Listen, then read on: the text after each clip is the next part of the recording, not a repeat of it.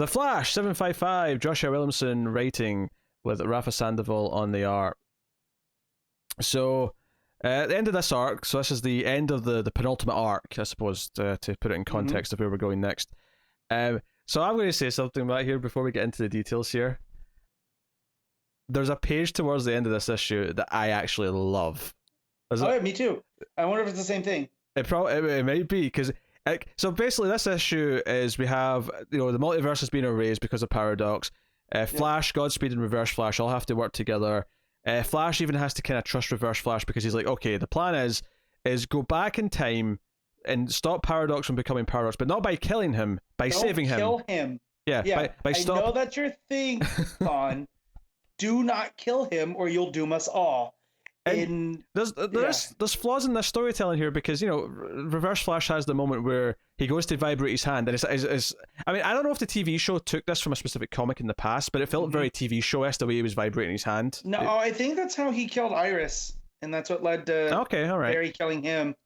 You're right. And it's just, the TV show, the TV show basically had him threatened to do it every other week for a while. So seeing Evil Wells hold up his hand like that. So he goes to do it in the past, and there's actually there's a lot of wonky storytelling here where it never really justifies why Thawne doesn't just kill him anyway. Beyond just other plans, it also doesn't. I mean, there's a couple of lines that kind of try to explain why when Paradox went into the past and killed Barry a ton of times, it created paradoxes, but when Thawne's going to do it, it's going to reset the whole timeline. Rather than create a paradox. So my take on that is that Paradox doesn't actually know about time travel, and that Paradox's whole thing is to create paradoxes so he can do it as messy as he wants. He's gaining power from that, whereas Thawne is much more of a scientist, because that's why they sent him to do this, because both Godspeed and Barry are real messy, and it's just going to create more paradoxes. And that's the explanation. That was my take. Yeah, that's the explanation, and it just feels a bit sort of vague to me. It's he knows how to manipulate time, so he can do it. I don't know. It felt a little bit clunky in its reasoning. I didn't feel that. I felt it very in line with what Williamson's been telling us about Barry and his time travel shenanigans. So I mean, at least since Flashpoint. So Flash and Godspeed are basically ducking and diving in the Paradox sort of land against the big version of Paradox, but he fades away when Reverse Flash saves human Paradox. He fades away. They're running to try and get out of this land as it's disappearing, and we can't go fast enough without the treadmill. But then Thawne shows up, and it's all three of us with my negative force we can get out of here. So he's even there to kind of help. He gives them a drift out almost, like a pole, and you're like, oh man, Thawne, and it goes into his character of he did start wanting to be a hero with the Flash. He wanted to be better than the Flash. And it's playing with all this stuff, but they come back to present day. Barry sees Iris and hugs her, and that's a long story.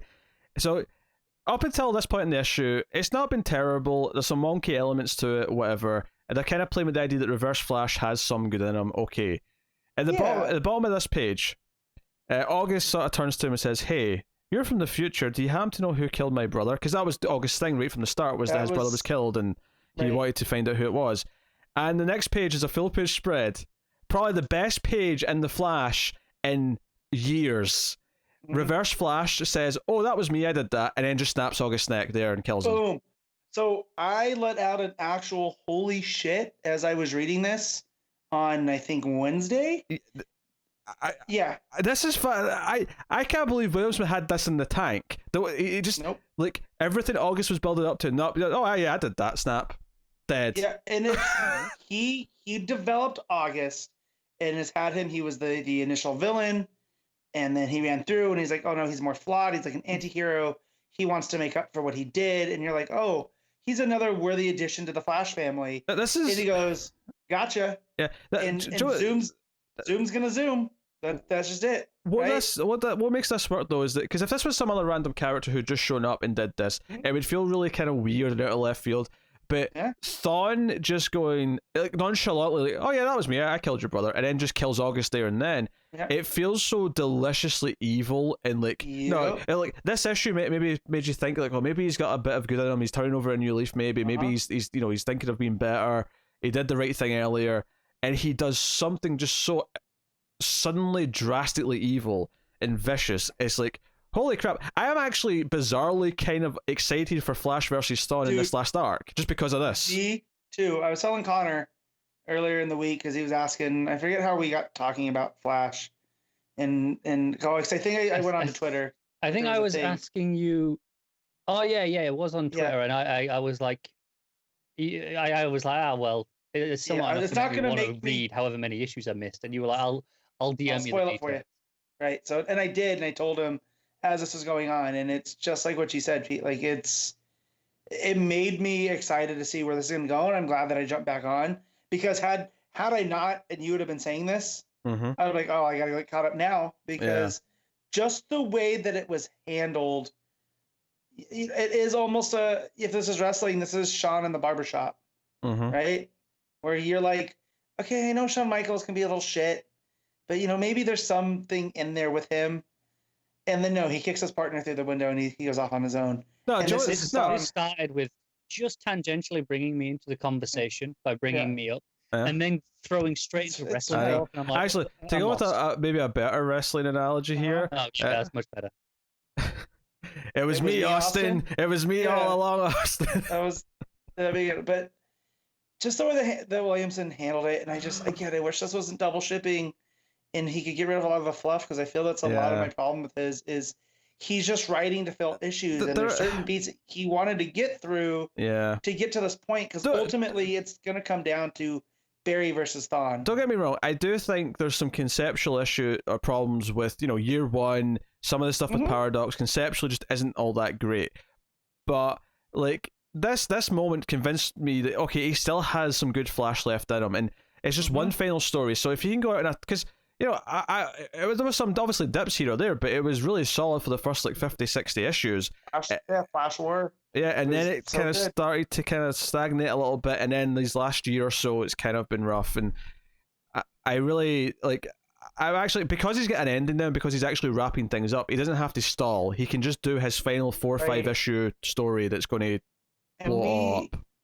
We still have that thing of who Zoom was working for. That still hasn't been revealed. Yeah, and the final page, by the way. So after this moment, Barry obviously rushes in because he sees what happens. Thawne punches him, a million times at super speed, leaves him sort of bloody and beaten, and Irish's arms.